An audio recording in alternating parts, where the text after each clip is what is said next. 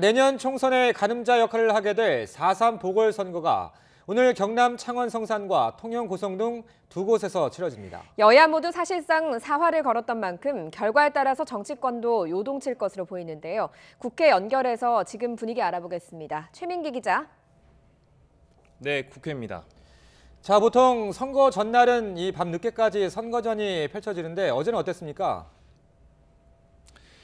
네, 어제 여야 모두 마지막까지 바닥 민심을 끌어모으기 위한 마지막 총력을 다했습니다. 이 통영 고성에만 후보를 낸 더불어민주당은 이곳에 화력을 특히 집중을 했습니다. 이해찬 대표와 홍영표 원내대표는 의원 10여 명과 함께 유동인구가 많은 곳을 중심으로 돌며 이 마지막 유세를 벌였습니다.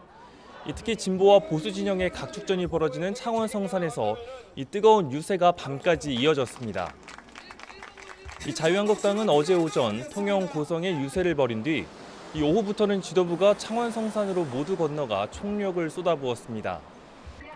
이 황교안 대표는 나경원 원내대표와 함께 퇴근길에 이어 밤까지 유세를 이어간 뒤 이 시내버스 차고지에서 기사들을 만나는 일정으로 이번 선거운동에 마침표를 찍었습니다.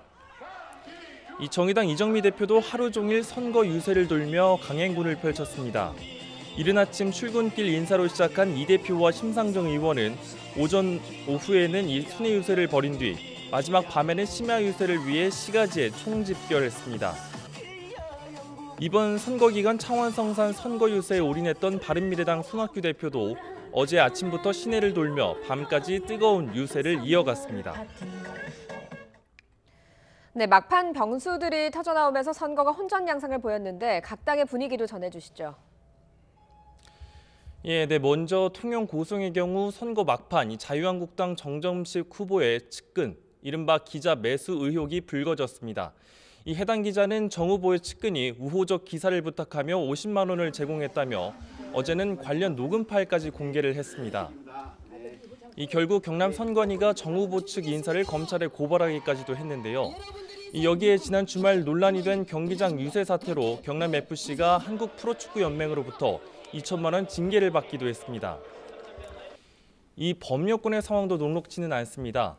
지난주 투기 논란을 빚은 김의겸 전 청와대 대변인 사태와 연이은 장관, 낙마 등이 부담이 되고 있습니다.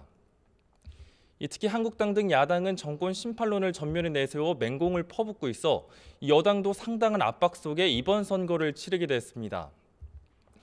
이런 가운데 오늘 여야 당대표들은 오전 10시에 진행되는 제주 4.3 희생자 추념식에 맞춰 공식 일정을 시작할 예정입니다.